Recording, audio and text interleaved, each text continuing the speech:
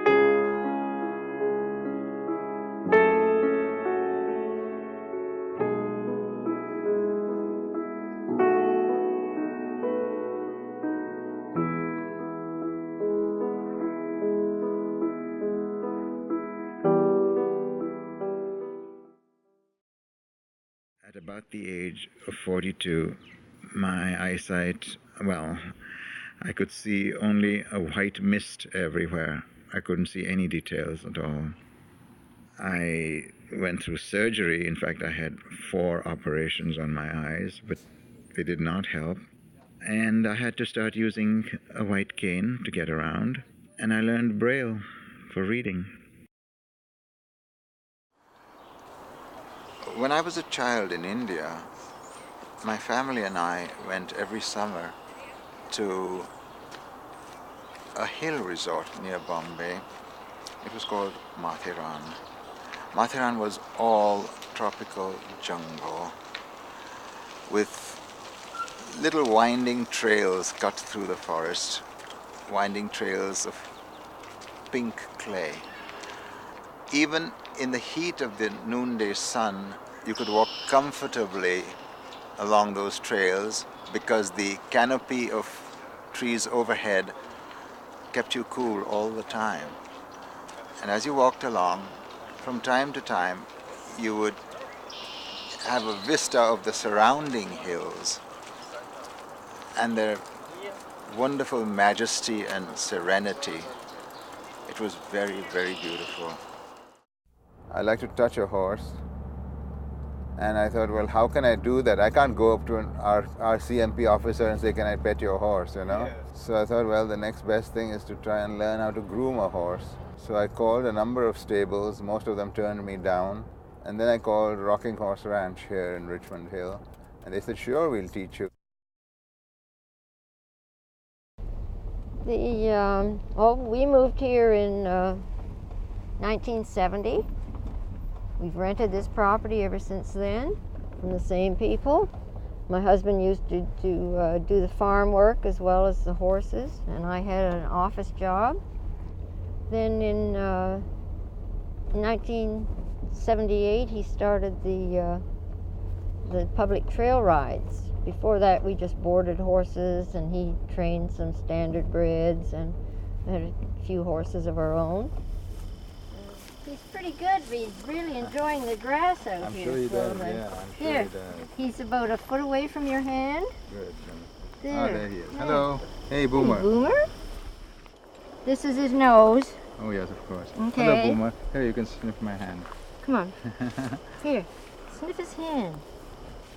There's his neck. Ah, wow, yes. There's his mane. Yeah. And his withers is about a foot back there. No, but Oh, wow. forward. That's it. He just wanted to come out and be around the horses. He had had sight when he was younger, so he knew what a palomino was. That's it. This is the mane. Yes. But can I use this brush on the mane? Yes, sure. I did bring a mane comb, but I dropped it. Stop it. He's a little restless. Okay, Boomer, are you going to keep going away, or can I groom you for a minute? Okay, Solomon, you want to come up again Sure, to him? sure, Where's yeah. your arm? Here. Here we go. Come on. Now, Boomer, behave, please. Okay, you're about 6 inches away from him. Got him now. Yeah. Oops. Okay. Yep, When there he goes wiggles- the muscle. When he wiggles his muscles like that, Yeah. it's kind of startling sometimes. He's got a nice blaze on his face. He's got a pink, little bit of pink underneath his lower jaw here. Oh, really? Uh-huh. And on his nose, the front of his nose. Mhm. He's a nice light caramel color, really. Okay. They call it, he's a golden palomino. Okay. He wanted to learn how to groom him. And so I had a young girl here that was very kind. And between the two of us, we started Suleiman, his name was, grooming the horse, being around him. He loved the smell of the horse and the feel of the horse and the breathing, and he just couldn't get enough of Boomer.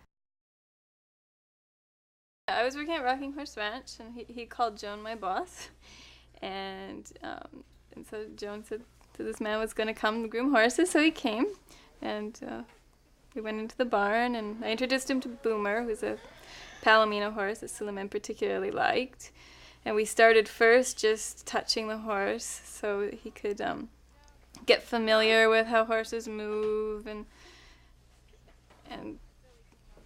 then we started brushing, and I told him different things about the horse and the body parts and the function of the horse. And okay, Brandy, I'm gonna come in now. Yeah, it's okay. No, it's okay. Okay. No, stand still. I'm just gonna. So, have you been around horses lately, or? Well, yesterday I went and visited Boomer briefly. Oh, is Boomer still there? Oh, yes, he's still there. Gosh, he must and be he's 30. full of, he was quite lively yesterday. He was eating his grass, and I was brushing him with a dandy brush and using the curry comb and stuff. And that was while he was eating. Of course, he was upset, so he'd move away all the time. Or he tried to push me, So then we were having a pushing contest. He would push me and I'd push back. And of course, he would always win a contest like that. So Yeah. I didn't continue it too long. No, you wouldn't play that game. Gosh, it's good to hear. Boomers must be close to 30 now. Yes, that's what Joan was saying. Well, I think it was nice for him to just be able to come in and touch a horse. I mean, most people don't get that opportunity, period.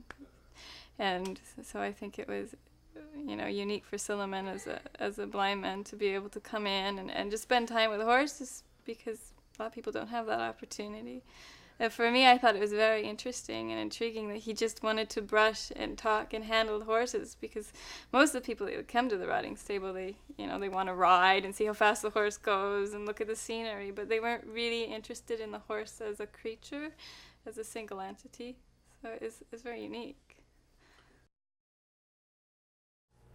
So I get that urge sometimes to go and visit a horse.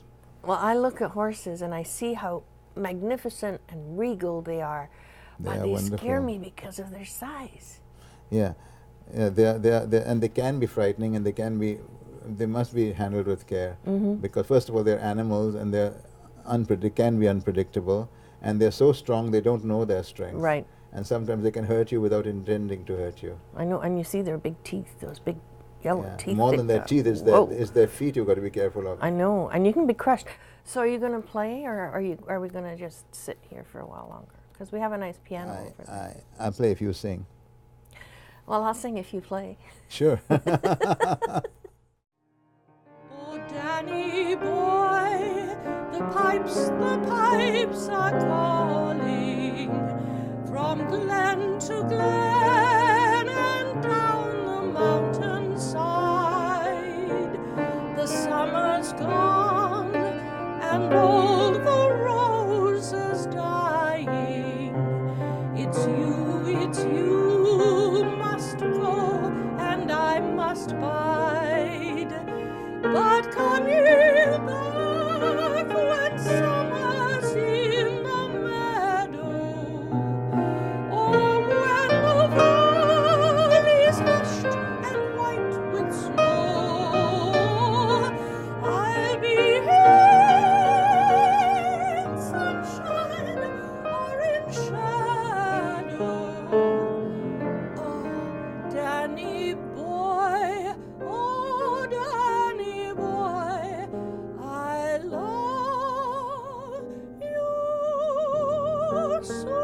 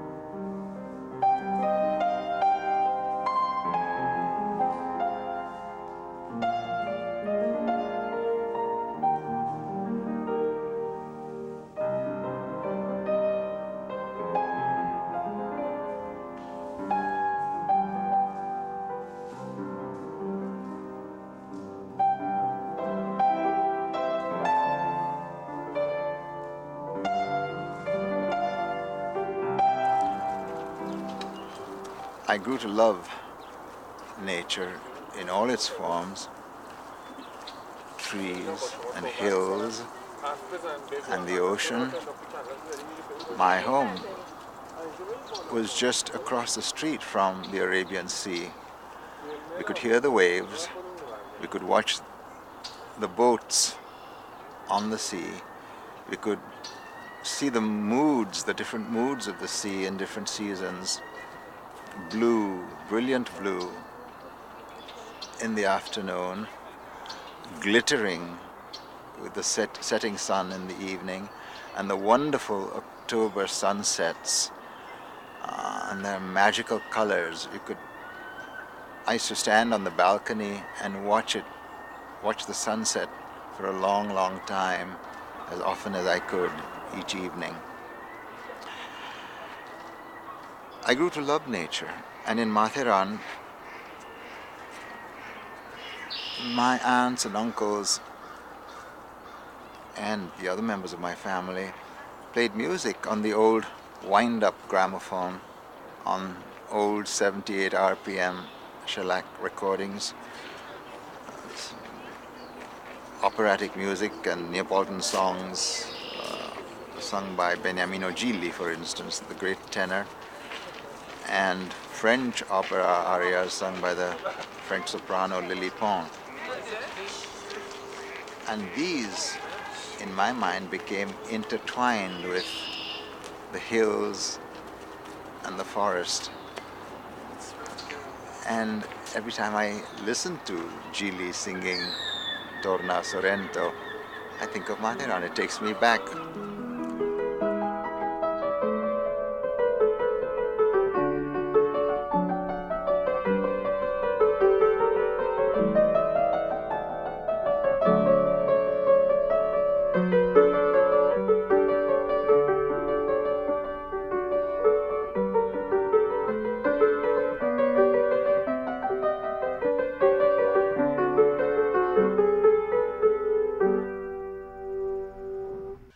good. Yeah, there was a part there where the pedal could have changed a bit, you know. Okay, the two things you have to avoid is smudging and gaps, okay? Now here's what I do. You do know how the pedal works? As soon as you depress it, the dampers get off all the strings. I catch it with the pedal and release. See how I'm touching there, okay? Are you going to use the curry comb? Do you want What to? do you suggest? You know, I've forgotten. It's been such a long time. I've forgotten how to do Well, how what. about just the brush then? Brush is fine, yeah. Well, since you were here the last time, we've had a lot of work done on the south 150 acres. What sort of They're work? building houses. Really? They've got the roads in. They've got the fire hydrants in. Oh, this is the city doing development? Well, it's developers doing the development. Okay. Yep, they are hoping to put over 500 units out there. Wow. Yep. The south half of the farm's been sold, Yeah. and the big equipment has been in and built little mountains out there of dirt. Wow. Wow. And they've got roads in now in the fields where the horses used to have Now, pasture and but grain. doesn't that reduce their running around space? Oh yes, it sure does by quite a bit. Wow. Who knows? But these horses are going to get claustrophobic with all that. Well, they may not be able to be here, Oh. you know, because we have to have space for them, and these people with their estate lots won't like the smell of manure wafting in the air in the morning, you know. It might be a little bit difficult to have the horses around. But before they buy a lot there, wouldn't they know that that's what they've got for a neighbor? Well, they love to see the horses. They're breaking down the fence and coming over and feeding them carrots at night, Really? but leaving the fence down. Oh. Yeah. And I've always loved nature. To this day, I am deeply concerned at the way human beings are destroying the natural environment, and I'm doing what little I can to help preserve it. I contribute to organizations that are trying to preserve wildlife and are trying to conserve wilderness areas. That's all I can do. I try to recycle paper and do all the other things environmentally conscious people try to do. I hope we never lose the beauty of nature. Boomer, our favorite old Palomino, golden Palomino, white mane and tail, and he just died of old age. When I walked into the barn, he was sitting up on his haunches, and he finally, I got him up, and he was he was not well, and the vet came within the hour, and he said he's not going to live till the rest of the day. And we took him outside, and he died outside. And a friend, a lot of people were very upset about it, of course. And a friend decided that he should be cremated and scatter his ashes around, which is what we did. Boomer, it was a long battle. We loved you. We know that you've gone to a better place. And Barb is waiting there to ride you. She just loved you so much, but she was taken with numerous problems. And she was 57. And she raised my dog, Shadow, my Shetland sheepdog. But Boomer, you certainly earned your living with the trail rides and with the people that boarded you at one time. He came here as a boarder, and he is gone to horse heaven, I'm sure. A lot of people will missed him when he left, but when time wears on. All the best, Boom. Well, he was certainly a buddy to me. Yeah. I'm so glad that you liked him and that you. Well, I became very fond of him. Yeah.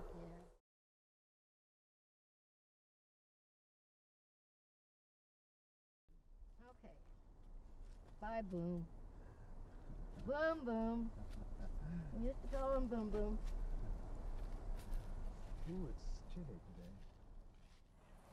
We still don't know for sure what's going to happen, so we're kind of living on the edge of the precipice, and I've decided that it won't be suitable for taking trail rides this year, so we're selling the horses, and we still have 5 or 6 of them left that need special care and need a special home. But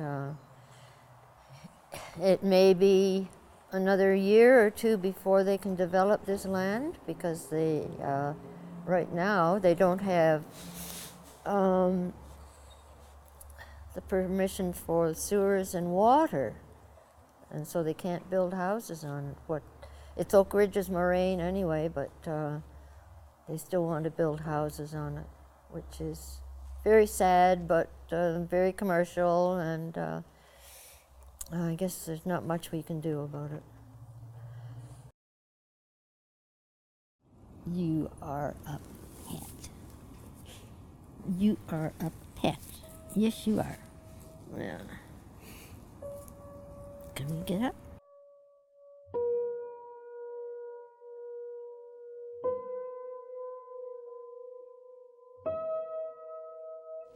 This is one of the main entrances into the woods here. This is about, I imagine, 60 acres of natural woods. If I owned the property, and in fact my husband said soon after we had moved here that if we owned it, that he'd put up an 8-foot fence all around it and tell the world to stay out. But that didn't happen. We didn't own the place, so. Some people say, well, why didn't you buy it when you moved here? Well, we could hardly pay the rent when we moved here, let alone millions of dollars for a property that you just wanted to live on.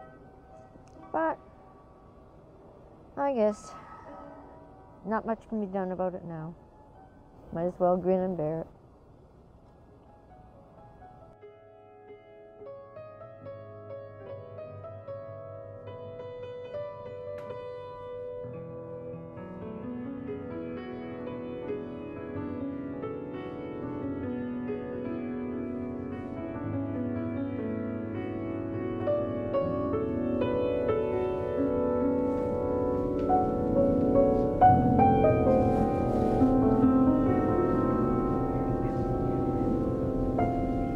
Well, it's close to Christmas. How about this one?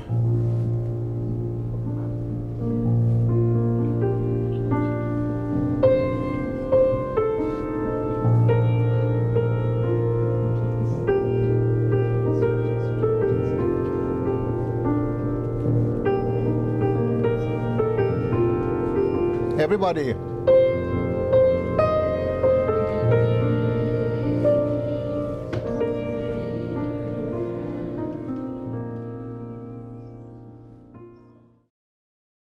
So how old are you today? Or Not yet. Today? Not yet. On couple of Tuesday. days. On Yeah, Tuesday. uh-huh. I will be 67. Oh, gee, I've told everybody you're 80.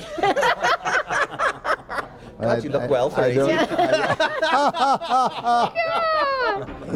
I thought, my You're God, just you a look well. kid. Okay, welcome to Suleiman's birthday party, it says here. And they got some nice balloons up there. Good, good. I don't think you're supposed to blow them out. Okay, here we are. Happy birthday, Suleiman. Ah, nice. Okay, Thank you. now look. More. Not close enough. Come on, Boo. There you go.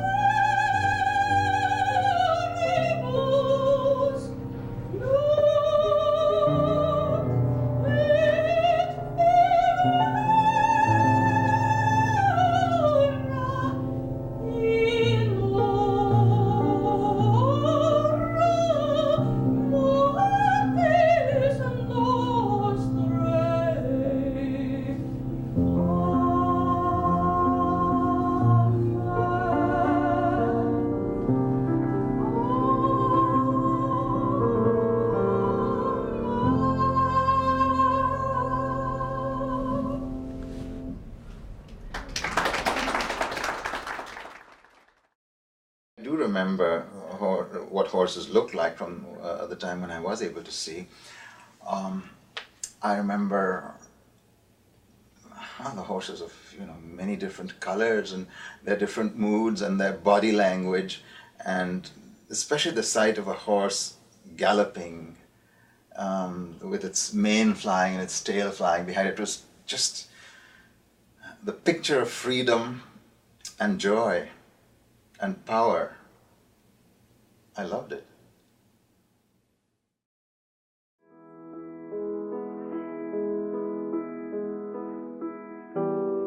After my first grooming lesson at the ranch, I went home and cleaned up. But the scent of horse lingered.